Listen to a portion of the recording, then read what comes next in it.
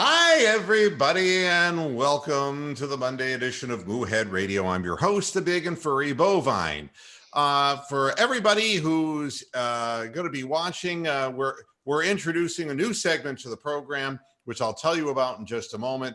First, I have to copy the link so that the three people who want to watch this program actually get the opportunity to watch it. So I don't know what happened to the last thing I started, but all right, so we'll put the link in. Bam. All right, I sound like Emerald, for God's sakes. And that's not good. And now I got to go back. Hey, that's better than sounding like Anthony Bourdain. Ooh. Ooh. Yeah. Let's get Rocks in here real quick, because we're all a little bit late, you know, just a little bit country and a little bit rock and roll.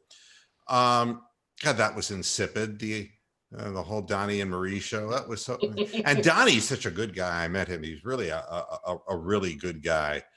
But the show was rather insipid. So now I'm going to put this in and fire this in. And if you want to jump in, anybody, and join us on the panel, feel free to do so. It's wide open today because nobody participates anymore in the middle of a never-ending pandemic with looting, rioting, and burning buildings in the streets. There's Rocks, there's Rick, there's Brian, the few, the proud, the Marines. What I've done is introducing a new segment in the program. The thirst for Americans for fake news is at an all-time high. Both the left and the right are seeking validation for whatever their points of view are, no matter whether they're right or wrong, and will go to any length, literally any length. We'll pull up whatever blog they can.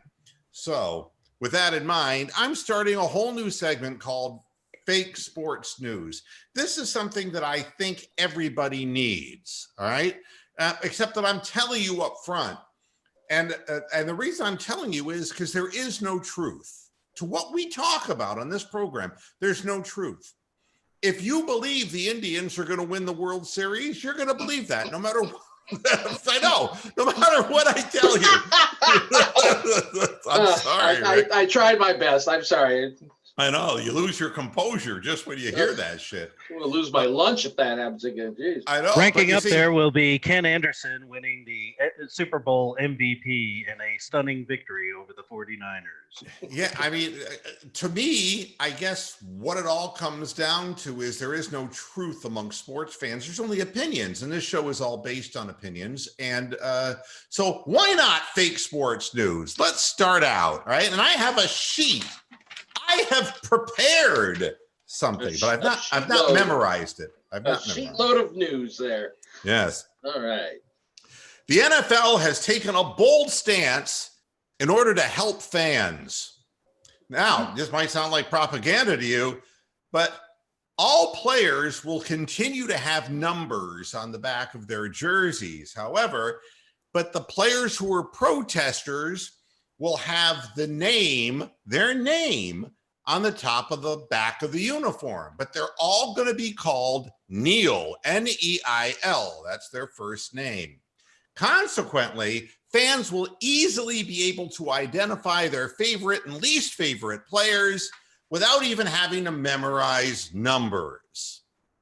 This is something that Roger Goodell is doing for us, the fans. We don't have to argue whether Jim Brown is in favor of this or that, or whether Baker Mayfield, fucking Neil, okay? He's a Neil. You know, you can boo him if you want. You can cheer him if you want. Hey, I think the NFL is doing a glorious thing here. And Goodell has gone one step further, and he has hinted that the NFL is working on a new safety helmet that will literally eliminate 98% of CTE cases. All right.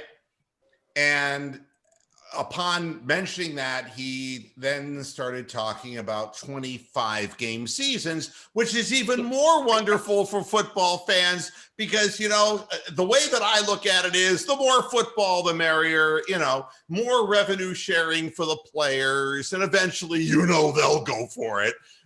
You know, so this is all being done for our benefit and look, for the safety of football as well.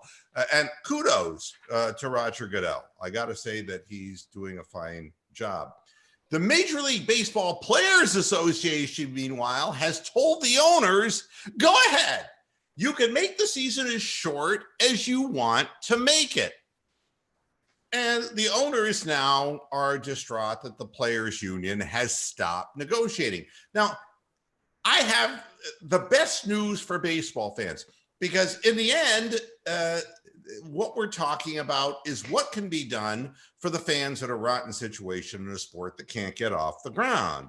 However, the shortened season that the players have agreed to are predicated on the following, and it's one basic thing. And I'll read this exactly as it was written. It's oddly in my handwriting, but it's it still counts. It was written. What was written by the MLBPA.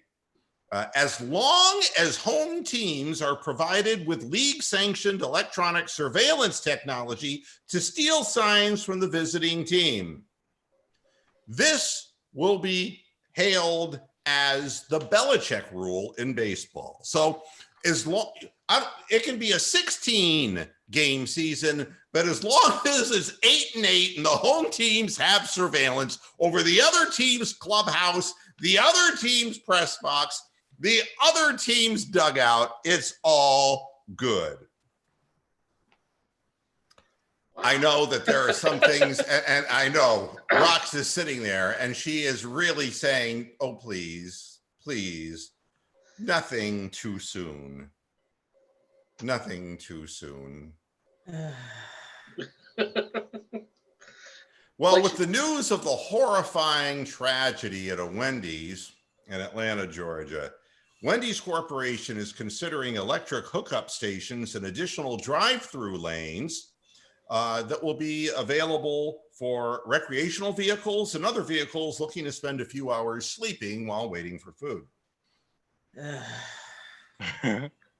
This is all part of But hey, it's okay. You can always have a weenie roast afterwards when the mob burns down the Wendy's. This is all part of their lazy, hazy, tazy days of summer promotion. So this is all something new for Wendy's. And as if that wasn't police tasers in every kid's meal. Come on, come one, come all. It's s'mores night. Oh, shit. Meanwhile, the NBA doing again something for you, the fans. And Adam Silver, you know, let me be the first to shake your hoof, because first of all, you're a Luntsman. That's Yiddish for it. He's a part of our tribe. He's, you know, got the big flower smeller.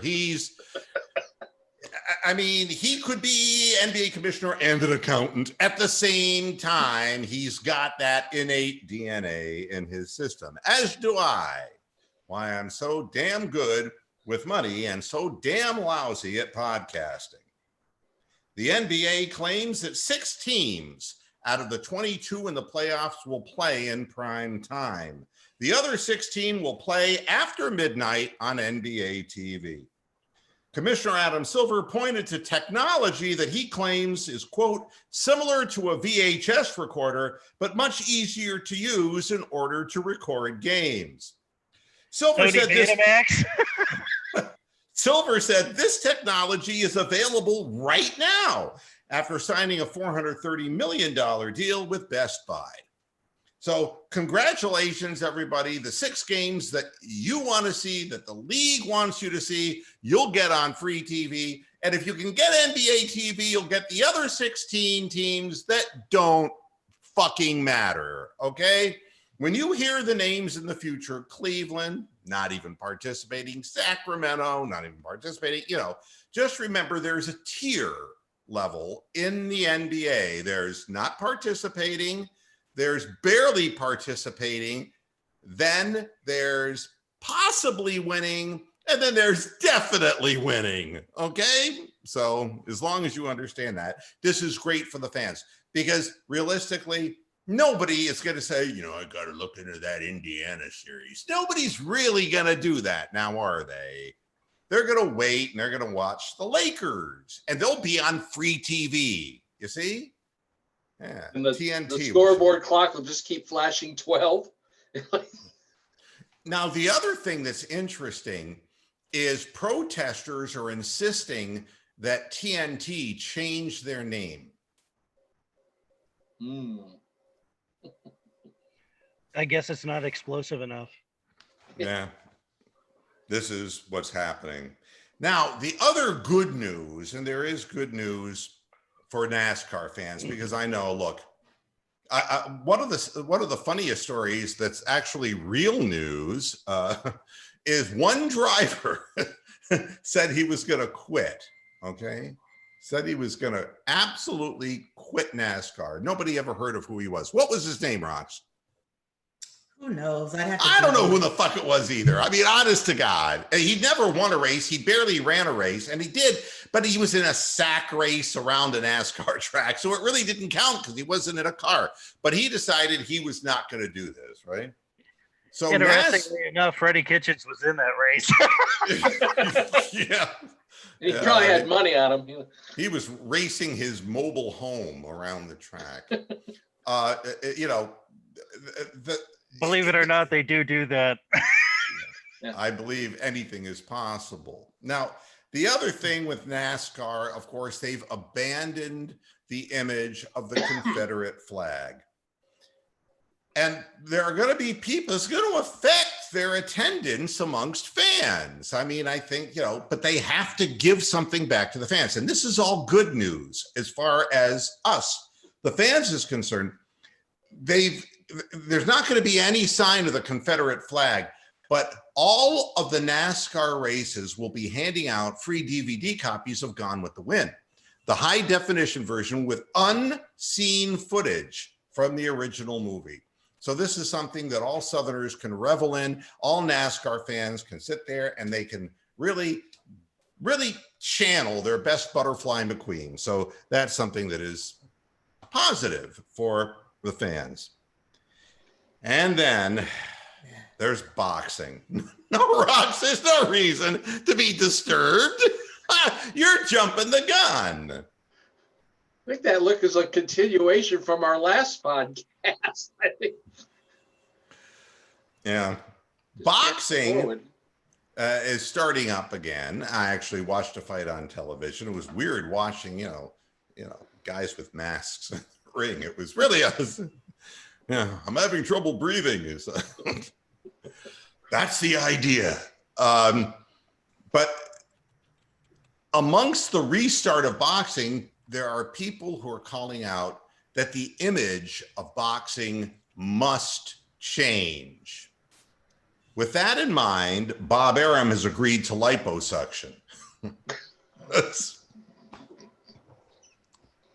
Look, I mean, and this is all good because we have to be able to differentiate this man's face from his ass. Okay. So the way I look at it, liposuction, good idea for the image. If the crack goes this way, it's a smile. If it goes north and south, it's the other end. How do you make a paper airplane out of this shit? So there are things that are more serious that I want to talk about today, but I wanted to give you your fake news before I lay some truth for a change in your life. And I don't mean to be, testy or anything like that. One of the things we're going to do here, I want to take a look at the state of Florida, and I want to, this notion, there's a huge separation in the country regarding coronavirus, whether it is truly still growing, whether it is just flaming out. There seems to be a real difference of opinion amongst people. Let me share this. There we go. Dum, boom, boom, boom, boom, boom. All right. This is Lee County in Florida, which is just south of me. And I'll show you what we're looking at is an area down this way around Cape Coral. And this is where I am right here. So it's due about 45 minutes south of here in the greater Fort Myers area. Lee County has 42,404 people tested with a positive of 2877, which is almost 7%, which is a high at this stage of the game. That's a high percentage of positive. The scary part of this is when you go into the county over here, cases by ethnicity. Look at the number of Hispanics compared to non-Hispanics, and Lee County is not comprised of predominant Hispanic population. All right. This is staggering, absolutely staggering. And I started looking at my own home county, Manatee County, and lo and behold, look at the amount again of Hispanic positivity. Then I started looking around the country, in Richmond, Virginia, which is not exactly a bastion of Hispanics. 6% of the population of Richmond is Hispanic, but 32% of the cases of COVID are amongst Hispanics. And I started looking at the zip code breakouts, and this is in my neck of the woods. 34208 is the fastest growing in the area. What I can do is bring this down for you. And the red area that is encircled is 34208, which is the largest number of Hispanic enclave in the county. It's right here. And the one north of it, which is Palmetto, 34221, is the other.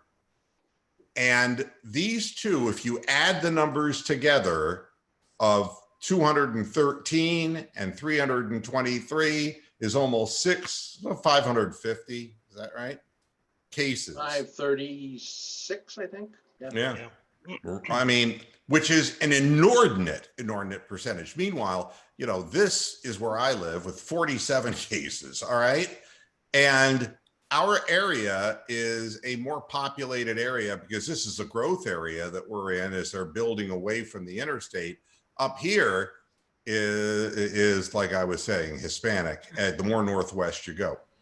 The reason I'm sharing this information is it that Hispanics aren't wearing masks? And I think this dilutes the entire subject matter of this. And the answer is no. What it proves without a shadow of a doubt is that cultures who are living in multi-generational homes and therefore have a higher population density within a home, that there will be contagion. So for those people who say that here's how you catch it, the way you catch it is the way you catch any other flu virus. And if you have 7 or 8 people living in a house multi-generationally, some of them are older people and are more prone and susceptible, you're going to wind up with more and more people. Anytime you assemble large numbers of people stagnantly in a given space, they will get this virus. Now, the question that people say, well, are they dying from it? Yes, some of them are, and hopefully, and most of them probably aren't. I mean, the death rate right now is 1% compared to a 0.1% for the average flu. But people are misinformed about how this is being spread, and it doesn't matter. Wearing a mask won't do you any damn bit of good if you're living in close proximity and in a heavy density area, New York City. It isn't going to help you because you will touch your face eventually with your hands. Something will happen that will spread that. So I just wanted to point out that no, it's not safe yet. If you want to gamble that your body's strong enough to overcome it, then that's great. Then go for it. That's not, for me to say. But don't think that this is all back to normal now. because there are certain populations, and in the Hispanic community, it's not only multi-generational living, it's that a lot of them are essential workers. And since the reopening of Florida, the Hispanic numbers have jumped through the roof, absolutely through the roof. So basically, if you see Hispanic people working in the lawns in your general neighborhood, run away. I mean, don't engage them in a close conversation or an argument, God forbid, about, Zapata or whatever. Do not get into that discussion with them loudly, because it's already been proven that the louder you speak, the more transmission there is of droplets, and you don't want to do that. So let discretion be the better part of valor.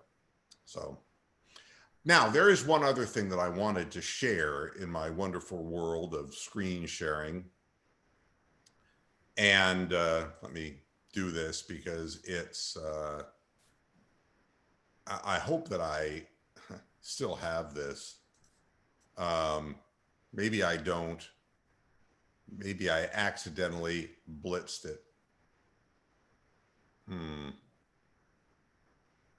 Okay, here we go. Yep. I got it.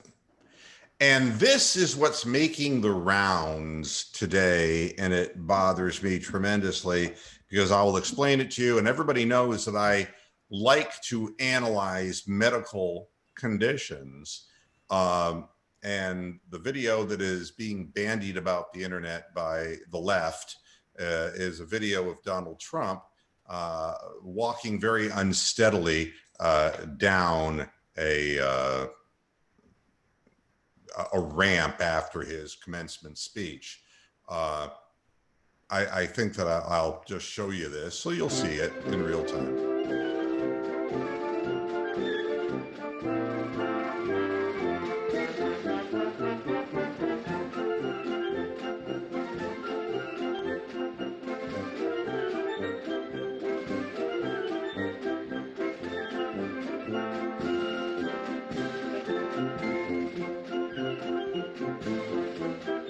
All right.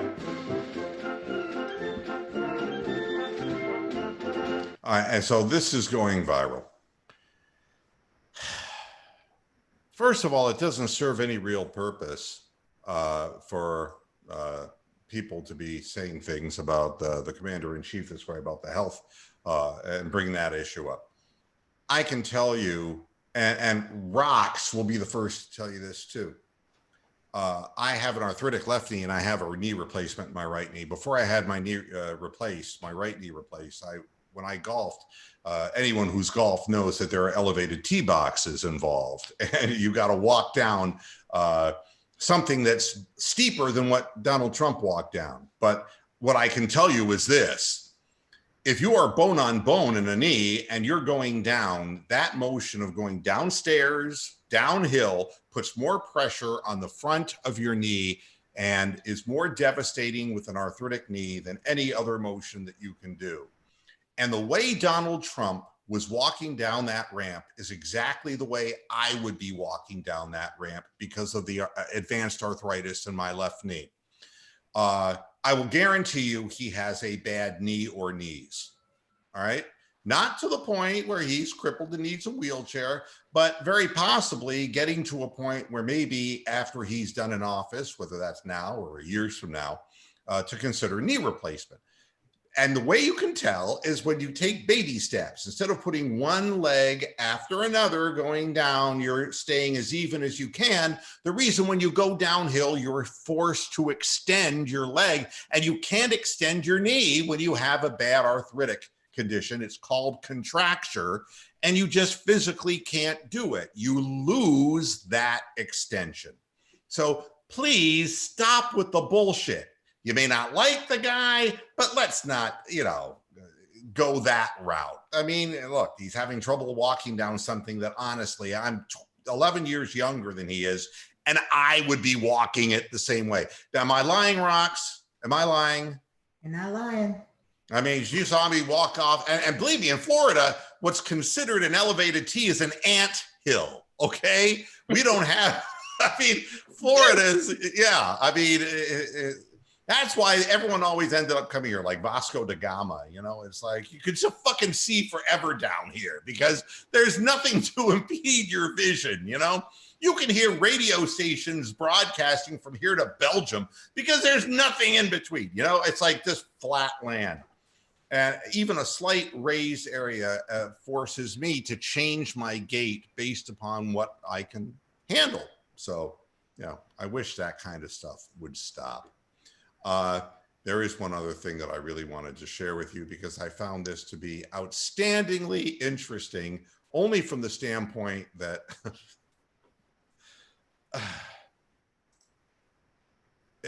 this is more of how sports merge with politics. And I do find it funny because people who are uniquely inept at things deserve to be credited for their ineptitude. This is Donald Trump's largest donors, two-time bankruptee, Vince McMahon and the XFL. The San Francisco Giants, who I remember at one time did something good. Shahid Khan, Jacksonville Jaguars, who never gotten off the ground. Robert Kraft, the exception to the rule.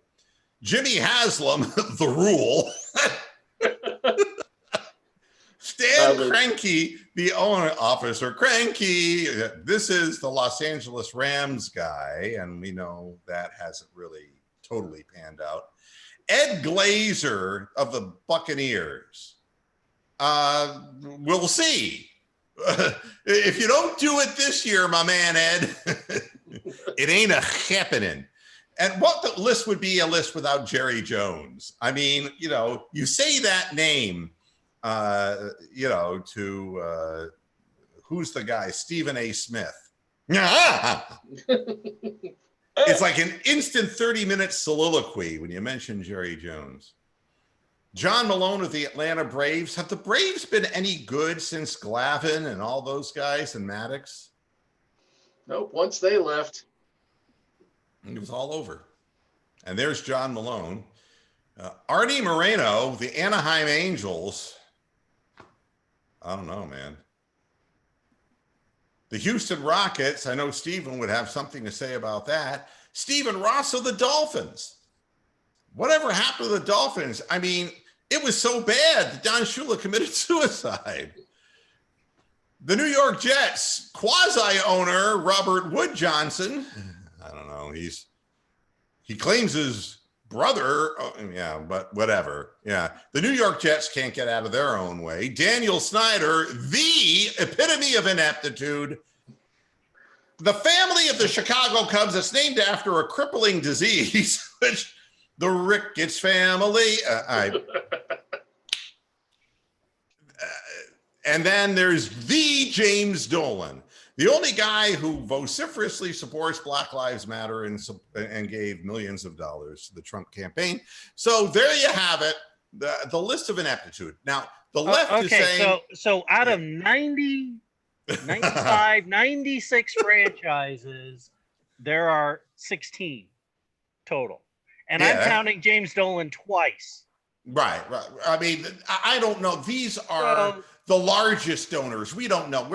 These are people who donated anywhere from $250,000 to $1 million individually to the campaign. What it amounted to was that like 7 million of the, I want to say 120 publicly raised money came from sports donors, and these guys were the largest ones. That's all. But I don't need to make fun of them on that basis. I mean, look what they've done. I mean, could you sit there and say that Vince McMahon is like XFL 3, the sequel? I mean, it's like fucking Death Wish movies and Charles Bronson. What the fuck is it? And Jimmy Haslam. I don't need to convince anybody who Haslam votes for or funds in a political campaign doesn't mean shit. The guy's a loser. I mean, the people in Jacksonville, are you kidding me? They don't have a football team. You know what our hope is? We're going to get a backup quarterback who had one dynamic year and oops, where'd he go? And the Tampa Bay Buccaneers. You can imagine they still look with reverence at John Gruden. That's how long it's been. And nobody takes Daniel Snyder and Woody Johnson seriously. So we don't need to make fun of them for politics. We can just make fun of them because of who they are and what they haven't done. And that's win. And with every opportunity, these football owners, honest to God, if you can't turn the thing around in that league, with the way the draft works and everything else, if you can't turn it around, you're just inept. It'd be even the Rams, Officer Cranky, has managed to get things turned around. And Jared Goff is not the best quarterback in the world.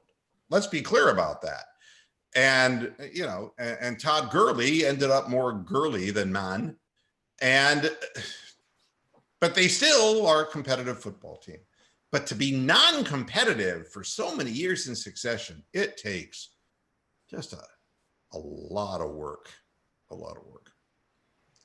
In Texas, the coronavirus is claiming players now in the NFL, including Ezekiel Elliott testing positive. He's feeling well. A few Houston Texans have also tested positive, and traces of the COVID-19 virus have been found in McNuggets. So be careful, Stephen, wherever you are.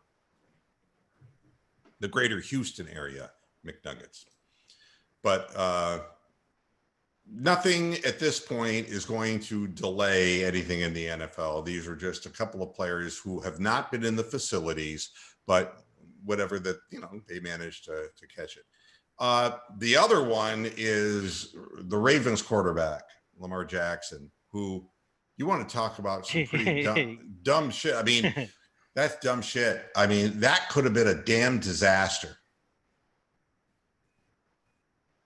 He's running down the beach playing football with people, and he puts a move on and runs damn near square into a jet ski that's parked on the beach. Can you imagine what would have happened to Raven Nation had that gone down and he hits that thing and he rips his knee out? Somebody got to tell that young man, can't do that. The Cleveland Browns Daily guys were talking about a story about a rookie running back for the Patriots back when the Pro Bowl was still held in Hawaii. They were having a beach football game, and he ended up shredding his knee, and his career was over with. Robert Edwards. Yeah, and let me tell you, if you're running in sand, that's a bad idea. Yeah, I think they had it was a flag football game, I think, and he just tore up his knee. Never the same since. Finished. And, you know, the thing that really makes it ridiculous, you know, when you post something on Instagram, why would you do that? I mean, I remember the good old days when players just lied. Do you remember when people would get injured and they would say, well, how did you cut your finger off? And how's that going to affect the grip on your curveball? And instead of saying I was drunk and chopping wood or whatever, you know, with a drone. Yeah, right, exactly. Wait for my Amazon package. Yeah, but you know, they would make up some ridiculous story of how it happened, right? And I was shaving it, yeah. But this, no, I mean, you know. It can be like Charles Barkley when he was doing his autobiography. He said I was misquoted. Yeah, I mean, how do you do that on your own book? Lamar Jackson, man, posted the video on his own Instagram. I mean, he was proud of it. It is funny. Meanwhile, the Ravens were like, yeah, that's our franchise. Skipping a beat. You know, that was a longer one. I want to say that, you know, for today's climate, there has to be something more than yeah. There has to be yeah. Okay, that's a double, triple clutch. All right, that means that your franchise has just run into a fucking jet ski for no goddamn reason, and he's not sorry. He's proud of it. And he's going to post it on Instagram. Yeah, can you imagine the John Harbaugh spit take on that one? Oh my God. And not only that, then there would be the John Madden. You know, it'd be like, So he's running down the beach here and he spins around and he puts a move on the guy who's trying to touch him like he's done 1,000,000 times land. Right here's the jet ski and boom, tough acting, tenactin. I mean, fucking jet ski. I mean, we've been playing GTA 5 and that we find jet skis laying around and we don't trip over them even in the video game. How do you miss? I mean, it's like, these guys can't tackle me. But if you can't see a jet ski, what's the point? Well, my head was upfield. You're on the beach. You're not on the field. So the question is whether the Ravens are going to tell him to stop playing beach football, which I think they should do very, very quickly. Going to be a reach trying to explain CTE because of a jet ski. Just dissuade him. The question on everyone's mind, will there be baseball this year? Rick? Well, they said they're not going to negotiate more. They just told Major League Baseball, the players just said, go ahead and set a schedule. So as soon as they do, the players will probably turn around and file a grievance. And then the owners are going to, plead poverty. They're going to look like that guy in Monopoly game, the guy with the mustache and has his pockets inside out. Hey, I'm broke. And they're just going to, and they talked to Manfred on ESPN. Right now he's saying, I'm not very confident right now that we're even going to have a season. He's very doubtful about it.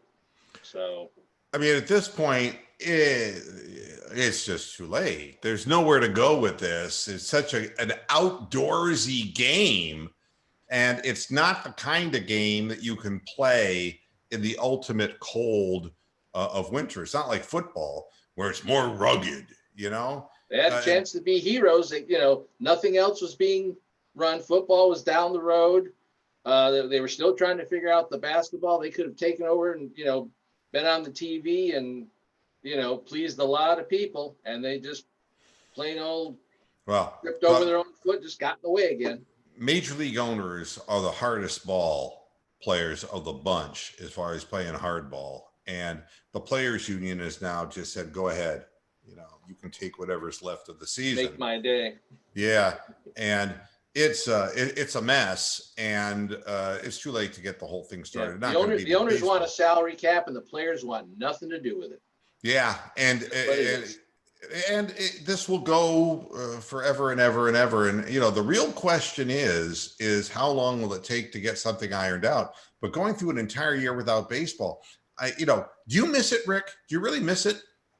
I miss it. I'm an old guy. I know you're a big fan. I'm a crock pot guy living in a microwave world. That's how I perceive myself. Everything has to be going 90 miles an hour. Nobody wants to sit down for a couple hours, something like that, to watch a baseball game.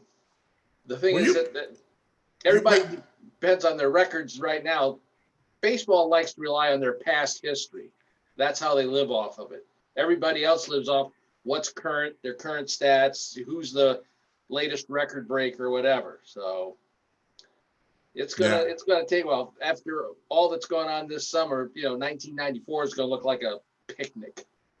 Yeah, well, and I know how you feel about feeling a little antiquated, but there is good news. You need to read that now article. There's Instapot. No, you got to read that story, and I'll send you the link, Rick, about this new technology that's very similar to the VHS that allows you to record programs and watch them. They're showing old ball games on Fox Sports Ohio. They're showing for a while they showed every game of Cleveland's 22-game winning streak from last year. Oh my God! And now they're showing their championship series games from the 2000s, and they had one the other day from 97, them against the Yankees. And doggone, if Alomar didn't hit that home run again, Yeah, that'll be they're fun to watch, but you sort of know what the ending's going to be. They're not going to televise an Indians game on TV and then show them losing it, So you pretty much know how the plot's going to go. No, I mean, I started looking at something and, hey, Terry, why aren't the Cleveland Browns getting more respect? And, Oh, I'll tell you. I want to tell you, they don't get no respect at all. No respect. No respect at all, Johnny. And that's not right. Hey, Moo. Hey, Yeah. Moo, we got a question from the gallery. Kawaki wants to know, what do you think about Baker saying he's going to kneel? Well, he's going to have it on the back Or of the his way uniform. that he said it. Look, people who are literally determined will, take somebody like Monica Lewinsky. I mean, if people who Do I are have to? determined to kneel will kneel. I mean, and this is the thing that's funny about sports fans, the capricious nature, SAT word, of sports fans. It's like Baker Mayfield is your only chance for the Cleveland Browns to be good. If he turns out not to be what we had hoped he was, it's going to be a long fucking time. You're going to be back again going through trying to find the quarterback. I personally think the guy can play, but this whole notion, and I was kidding earlier in the program about Jim Brown, but there are people that Jim Brown said I would never disrespect my flag and I would never kneel. And people were getting down on Jim Brown, who is without a doubt, the greatest Cleveland Browns player in history. And people are getting fogged up in the brain. I mean, look, this is a sports team and you're trying to cheer for your team to win. And I don't think that kind of thing, I think for some fans, yes, it's going to chase them away. But I think the networks, if they're really smart, just drop it, and not that the networks are very good at that. But when you're televising a game, you don't say, just going back to the national anthem, look at who is kneeling. I mean, it's just inflammatory and you don't need to do it. So nobody really needs to know. They asked Baker a question. He gave them an answer. I think a lot of the players are going to kneel. Does it really make a difference to me? Not at all. I want my team to win. And so many other players will be kneeling. Believe me, you're going to be able to vilify a bunch of them for other reasons. You don't need to use that to vilify players. Well, my response to Baker Mayfield was, if you're going to go ahead and if you've made the decision to go ahead and do that, then why don't you, while you're doing that, hold up one of these kids that's getting killed in the fucking streets by criminals.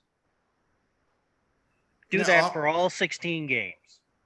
Well, I mean, how and what they're kneeling for, I mean, that's an individual thing. I mean, that's like asking somebody who's praying in church who's kneeling, why are you kneeling? I mean, everyone prays in a different way. And I think that's part of, an expression of yourself. And I don't think that needs to be questioned. And I know everything today is inflammatory, but it would make a whole lot more sense if they would just back off.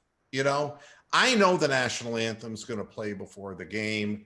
I don't need to hear it. I've heard it a million times in my life. And quite honestly, it's not even that good a song. I mean, on Radar Record on American Bandstand, it only got like a 2 because you can't dance to it. I mean, Francis Scott Key must have been tone deaf. I mean, it's like, where's the hook, Francis? I mean, Well, to be fair, he just wrote the poem. He didn't write the music. Yeah, but once you have the words, what kind of music can you put with something that is really not? I mean, I like, oh, Canada. That's kind of a hook, I guess Keith Richards wasn't available at the time. Exactly, yeah. Missed out by 2 years. That close. Damn. And then all of a sudden, Mick walked in. 400 tons of cocaine. So how do I feel about it? I don't feel about it. And I want the Browns to win. I want Baker to have a great season. I want the offense to be corrected. I want Stefanski to have a good start as a head coach. I am a Cleveland Browns fan. And I told people that as long as Freddie Kitchens was there, I could no longer consider myself a fan. But as long as they're trying to change it up and do something different and better, and that there's something coherent based on coherent thought, then I'm all for it and I'm all for the team. So all this other stuff is just like peripheral nonsense. It's stuff that what's it matter? What does it matter? I just thought of more cowbell. More cowbell. I got a fever. I got a fever. And the only cure is more cowbell. Go ahead, Brian. I was just gonna say, oh, damn it! Now you made me lose my train of thought because all I can see is the goddamn skit. That's a shame. Yeah, it is. You know that Rock saw Cowbell for the first time? She saw the Cowbell sketch the first time, what, a week ago? Mm-hmm. What did you think, Rox? Kansas, just another white band. Blue Oyster Cult. Well, the thing that's really funny about the video when you watch it now, because you already know the slug line and it's how goofy it is, and it's Christopher Walken doing it, is Jimmy Fallon. He cannot keep a straight face. And I mean, Jimmy Fallon just falls to pieces faster than Patsy Cline. I mean, yeah, I mean, just wiped out. And Farrell isn't helping him at all either. No, they're just with that shirt halfway up his gut. He's like it's the end of the world, you know. Yeah, but why aren't the Cleveland Browns getting more respect? You know, I should just write as many Rodney Dangerfield one-liners as I can humanly think of, you know. Well, the reason is they've never won, okay? I don't need Terry Pluto to tell me that, and I don't need some moron to ask that question. You go through decades without winning, and that's what you get. Start with 1999 and just work your way forward. I think you'll get a pretty good picture of what's real good idea of what's going down. And more respect. You want respect for the league and from the officiating, then win, all right? When you're in a close game, make the play that matters. Get the stop that you need. Make the catch that you got to make, fight for the extra yard, tackle with your shoulders and wrap around and get the guy down a yard short of the first down to make sure your offense gets its hands on the ball. Stick to a cogent offensive game plan instead of abandoning the run game for no apparent reason. All of Don't these jump things. offsides 19 times in the very first fucking game of the year. Don't hit your opponent with their very own helmet. Well, unless he deserved it. And now it's time for a quick commercial. You know, yes, you can have your own NFL face mask on sale for all 32 teams, including, yes, the Patriots, Cowboys, Browns, and Chiefs. Now, wait a minute. Who wrote this?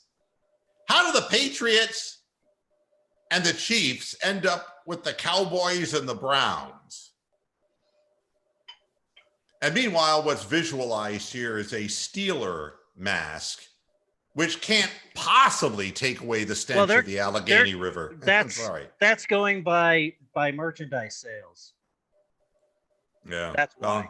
I'm sure you're right. So the Browns are actually up there with those four teams as far as merchandising sales on Fanatics. And right beside it, the advertisement for Opdivo. Opdivo, and I'll read this to you, is a prescription medicine used in combination with Yervoy to forget entire football seasons. And that's for Browns fans. Hey, you can barf up a lung. How about that? I mean, who wants an NFL? Why would you have an NFL face mask? Isn't there a rule against my mom's seen grabbing a face mask on the? No, it's a 15-yard penalty. She's already seen customers come in with them. One of them was a Browns fan. Well, they're going to be handing them out at the Trump rally on Saturday in Tulsa. Ooh, can't wait to see what those are going to look like. What are they? Make America Great Again face masks? Probably. Well, it's good that they're handing them out at least, because, you know, that's going to be a large gathering. There's no question about that, you know, so, and it could be larger than anticipated the way things are going down. Now, Rox is from Tulsa, and and they're seeing their largest increase in COVID cases in Tulsa so far this year. So things are happening faster in Tulsa than what they should be. And they're having this big gathering now, and that's only what, 4 days away. So that's going to be, I think what they need to do is maybe to dissuade this is make the ramp a little steeper, Oh, come on! If we can't laugh about this shit, I knew I could get Rocks to laugh. Now that was funny. Now if it had been Joe Biden, he would have been the stage guy. No, they'd have a cot. I can get off this thing. Let me show you. Mr. Right into the mud. Relaxation. Yeah, it would have been like Perry Como going down the ramp. At first I was afraid. I was petrified. You gotta love. You gotta love, because there's no point in hating. Here's another thing. Everything that you don't want to watch, okay? I mean, I'd say the Michael Jordan documentary in 77 parts was something I really didn't want to watch. But this takes the cake. Do you remember the glory years? Do you remember the glory years when these two men cheated their lungs out to put on a spectacular fake home run derby during the season because they were pumped up with steroids? That's right. ESPN's Long Gone Summer. You can watch it for free. The bane of Major League Baseball, and you can relive it all over again. And now Sammy Sosa is whiter than Mark McGwire. Now, does he have a skin condition, or what is the story with that? I don't know. He tried to explain it, and then it came out half Spanish, half whatever. What was Spanglish. the thing on Michael Jackson, Rocks? What did they Vitiligo. call it? Yeah. Vitiligo was what he claimed. Yeah. And other people claimed that he was trying to bleach his skin. So I know. whatever. I thought he was just trying to look more like Diana Ross. So what do I know? But yeah, Sammy Sosa. My lasting memory of Sammy Sosa is post-steroid use, weekly grounding out to second base on a consistent basis. That should be part of the documentary. Or his bat breaking and cork flying everywhere. Yeah, I mean, why do they want to bring that shit back? Why is that like memorabilia all of a sudden? Hey, a couple weeks ago, I saw an article that they interviewed this guy who worked with the Montreal Expos back in the 90s or something when Pete Rose was there, and he claimed that he corked Pete Rose's bats. Wow. Crembley Q has a good comment. As a Marine Corps veteran, how about they kneel after a touchdown instead of the national anthem? There would be lots of... And as I said, some of them actually do. But that takes away the fun celebrations that the league put back into the rules, and that's the me factor of the athlete doing their own individual move. But it's a good point that Crembley comes up with, because there are many opportunities in a game to kneel if you're so inclined to do that. So I don't know. That horrible song that song has been forgotten by more. Ask Aretha Franklin about the national anthem. How many people have forgotten? Robert Goulet absolutely forgot the words while he was singing it. It's the absolute wrong song. Oh my God. That would be funny to see. Oh my God. Well, no, they have, and botched versions. Who was it, Rocks, that we said was the most botched recently, where the players were actually laughing? Who was that? Recently. Oh, sheesh. Oh, Shaka Khan. That was one where she was, but there was another one. Fergie. What was the one that we looked at? Was it Fergie? Fergie. Oh, jeez. It was painful. And it was so bad that the flag wasn't still there. It got up and left. To be fair, Sarah Ferguson is English, so.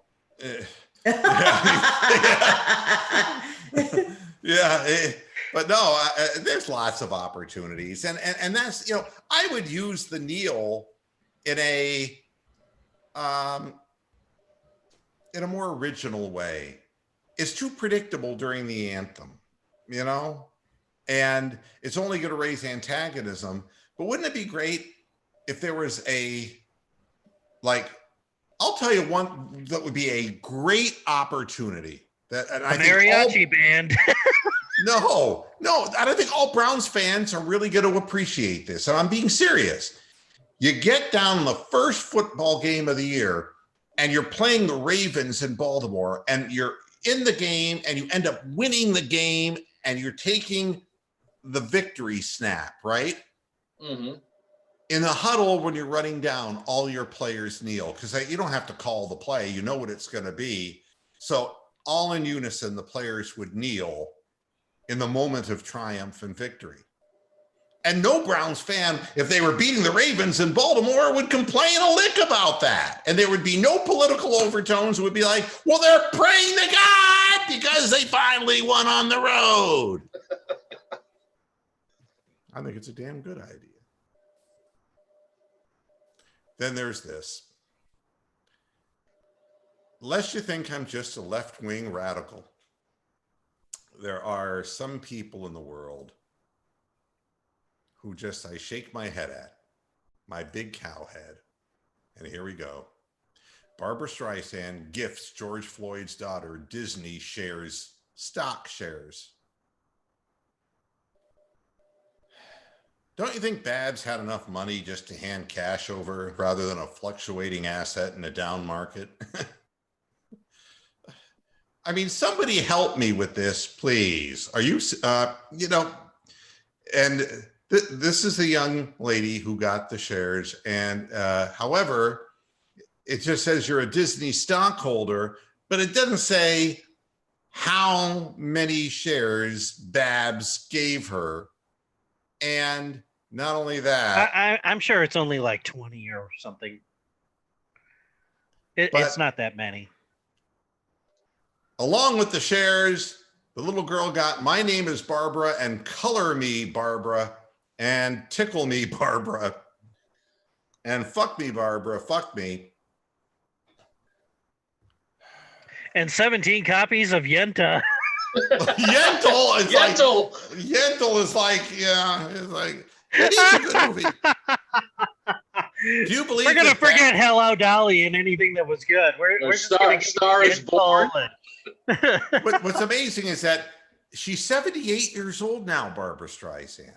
Who would have thought? 78 years old, and she still has absolutely no sense of what is human and decent. I mean, please make it stop. Rox. Yes. What would you do if you lost your dad in a shooting and some left public seeking 78-year-old woman gave you a couple shares of Disney stock? What would you do? Let's see. If I were Gianna's age, I would probably want to cash in my Disney stock for stock in Mattel, so maybe I could get a bunch of Barbie dolls. That's probably what I would want to do as a young girl. In other words, what the fuck does the child care about stocks, you know? Like future traders of America. I mean, it's like, I think a bigger gift would have been taking her to like Legoland or something. Anything that would be a memory. I don't think memories. Like in the corners of that girl's mind. Yeah. Give her a DVD of Wall Street and tell her it's a training document. But, it was a nice gesture by Babs. Nice gesture. No, but I mean, you know that's how like much saying money Training Day is a police academy. She can't take it with her to the grave. I mean, do you know how much money Barbra Streisand has made in her career? She could have made a quiet, silent worth donation. Fucking $80 million or something. She could have made a silent donation to pay that young girl's education. She could have done that and not sought publicity for a few fucking shares of Disney. It's tone deaf. It's just like non-responsive, Daddy, or a few shares stock. And the scary part of it is a lot of people would choose the stock today, and that's what Babs figured too. Oh, excuse me. I was way off. Babs is worth $400 million. Yeah. Oh my God, she was married to Elliot Gould? Yeah, she was. Yep. And that's what she got paid for surviving that. It was she had to sit through all of his movies. And she divorced him right after MASH came out. Well, that's just it. That was the only good movie Elliot Gould was ever in. You know, the one movie I remember that Elliot Gould was in was the boxing kangaroo movie. I forget the name of it, but it was like, it figures he'd be in that fucking movie. That guy was in every bad movie. He is the John C. McGinley of another decade. I think he's in all the Oceans movies now too, I think, or at least a couple of them. Elliot Gould. Man. But yeah, I just thought that was probably my favorite story of the day, because it's like, what a heartwarming moment, you know? Of all the stories about donating something, Disney stock. At any rate, I'm pretty well finished. One more image before I go. And this is another thing that we got to stop, folks. We got to stop this shit. Like, Mike Gundy, who's the coach of the University of Oklahoma football team, pictured here on the right, wearing an OAN shirt. OAN is a kind of a real far right-wing news channel. If you've never watched it before, it's probably because you don't have DirecTV and you don't have access to OAN. I've built a fence around it to stay away from it, but it's kind of like the Love Canal as far as I'm concerned. But don't feel bad. I've also left CNBC and MSNBC off my list. Oh, is that Mr. I'm a man, I'm 40? Mm-hmm. Okay. Yeah.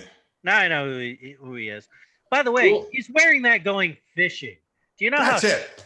how schlocked up that shirt is going to fucking be by the time he gets done?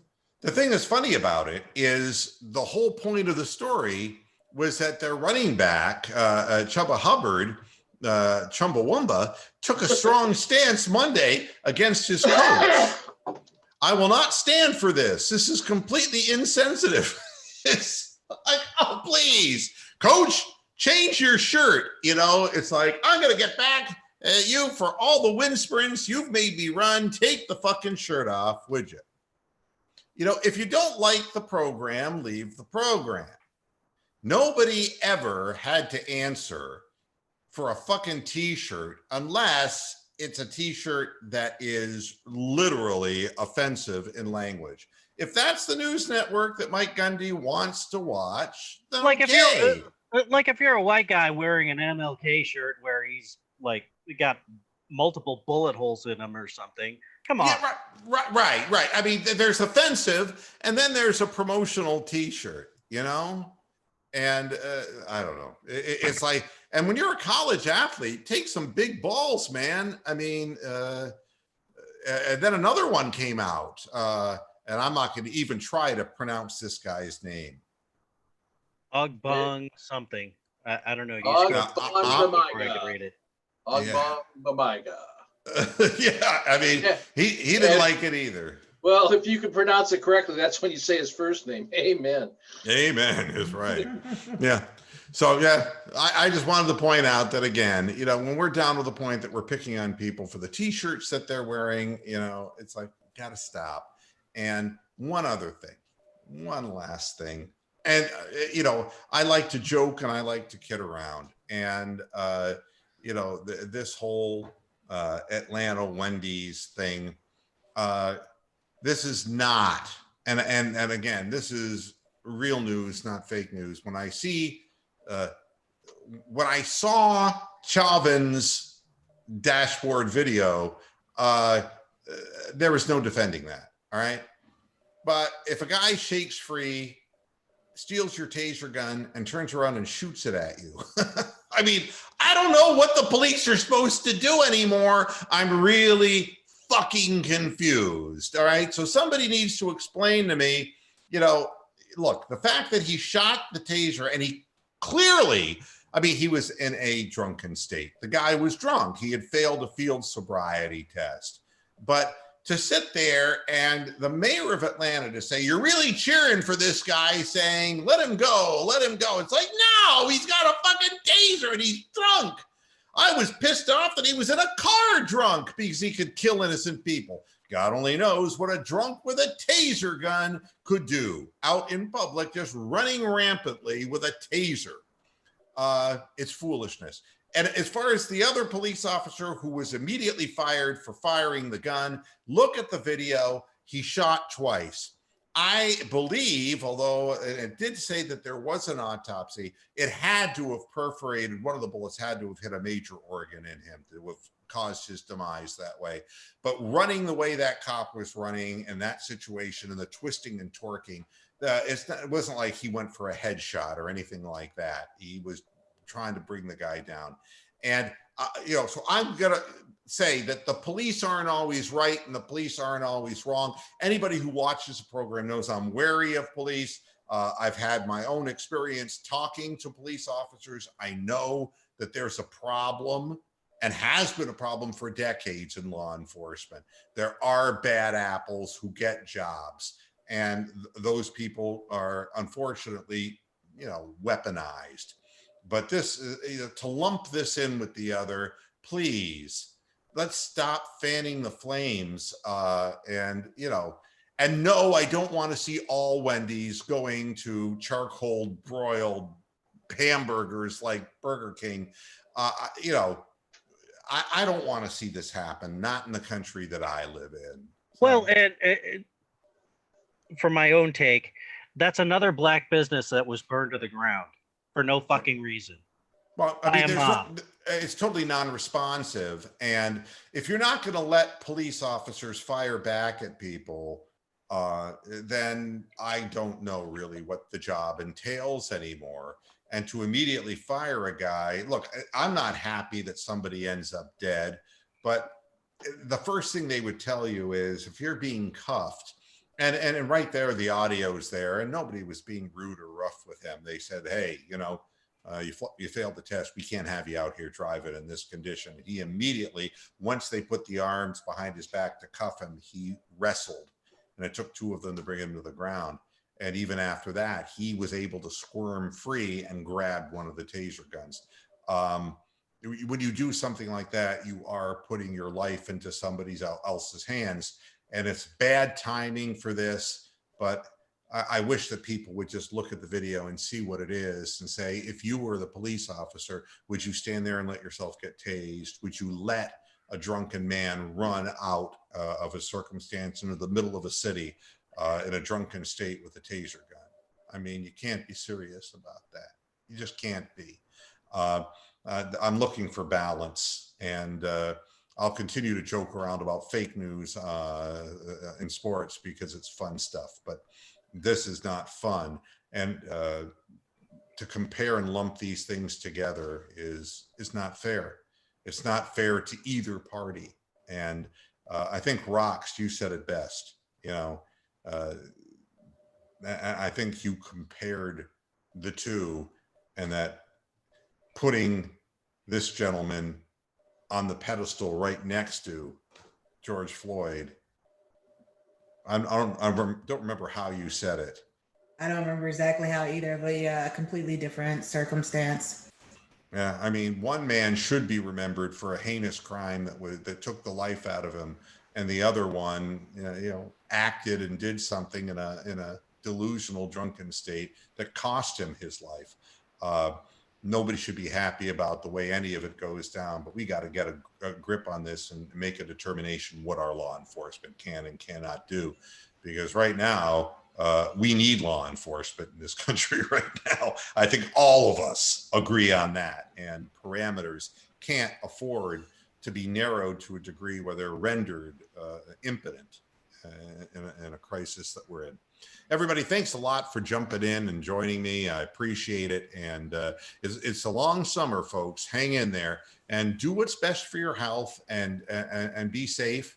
And no fear mongering. If you get the virus, if you're young, you're strong, you'll be all right. You'll be fine. The statistics are in your favor, but just stay the fuck away from my house, okay? Thanks, everybody, for tuning in to this edition There's of a New Head reason Radio. that fence is out there, okay? Yeah, I wish I had a fence for Topaz. That would be great. Keep the alligator out, keep Topaz in, kind of like keep freshness in with the Ziploc bag. There you go. All right. Thanks, everybody, for tuning in. We'll be back again once again on Friday. And until next time, hasta la vista, Pastor Heads.